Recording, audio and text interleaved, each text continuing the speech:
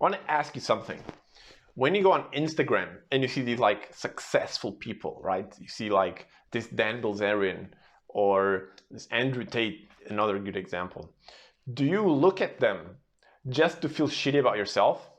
Do you actually deep down enjoy feeling like you're not winning, like you're a piece of crap, and you're just looking for confirmation and to get that cortisol hit? Because I feel like a lot of us do this. My name is João, and I run this Approaching Authenticity channel where we find the intersection between productivity, mental health, and spirituality. So I've been through a bunch of like challenges mental health wise. I had depression, anxiety, and in this video I want to talk specifically about why is it that we find this need to constantly find other people who are doing better than us and then attack ourselves. Because it's a need. It's kind of an addiction. You see how you see people addicted to cocaine or heroin, like people addicted to smoking weed every day.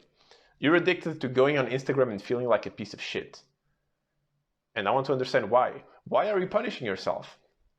Why do you do this to yourself? Why do you keep comparing yourself to other people and you tell yourself, oh, I'm too old or I'm too lazy. I couldn't do that. Why? Why do you do this? Because it doesn't help anyone, right? It doesn't help you move forward. It just makes you feel shitty. It just makes you feel stuck. These are the symptoms of what spiritual people, and this is going to be a spiritual video. Woo, the spiritual. It's going to be a spiritual video. And what spiritual people typically call this is you have low vibration energy within you. What is this low vibration energy? Think about this. You are alive, dude. You are alive. When you have a lucid dream and you wake up in the lucid dream, you feel so excited about all the possibilities. No, don't go there. Don't ruin my video with your thoughts. Stop, the degeneracy is too much. Please don't. When you wake up in a lucid dream, you feel super excited.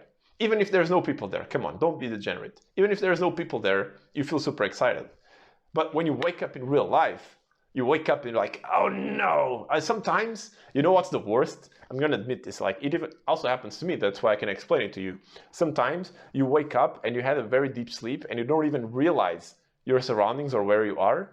And you actually feel kind of nice, but then you realize, oh no, like this is me, this is my life. And like the pain hits you like 10, 15 seconds after you're kind of awake when you got your bearings again. And so we should really understand where does this pain, this low vibration energy comes from, because it is always there. So compare your state in the lucid dream versus your state in the real world, right?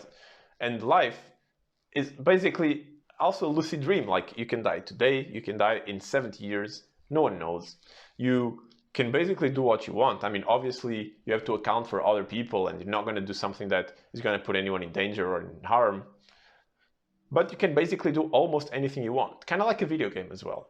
So why is it that we feel so much pain around life? And why is it that we have this low vibration energy? Why is it that we feel the constant need to whip ourselves like those old Christian, what's the word for that?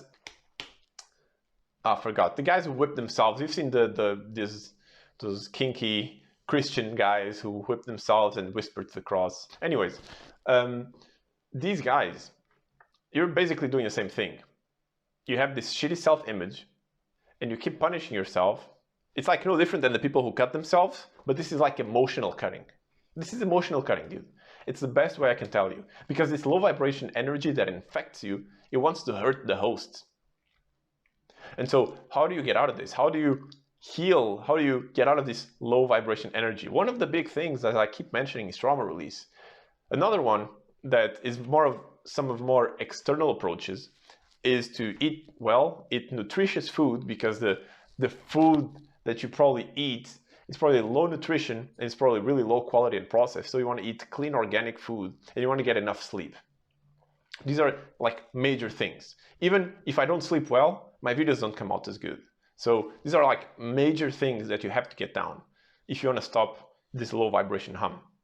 Another thing is when you realize what you're doing, these moments, they are so precious. When you're scrolling through social media and suddenly you're like, I am scrolling through social media. When you snap out of the days, even for a second, you cannot, and I repeat, you cannot ignore that. You can't ignore that. That's your key to be free. That's your key for consciousness.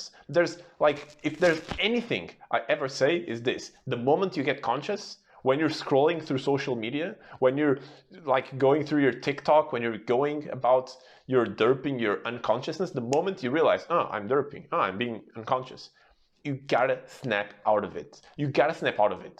Because if you don't, dude, this is like so critical. If you don't snap out of it, you know what you're telling your brain? You're telling your brain, no, it's all right that I'm unconscious. You're going along the plan of the low vibration energy. Pain is fantastic to snap you out of this, because pain will start to build up and you'll start to feel shitty, and you'll actually be like, oh my God, I gotta stop scrolling social media, I gotta do something.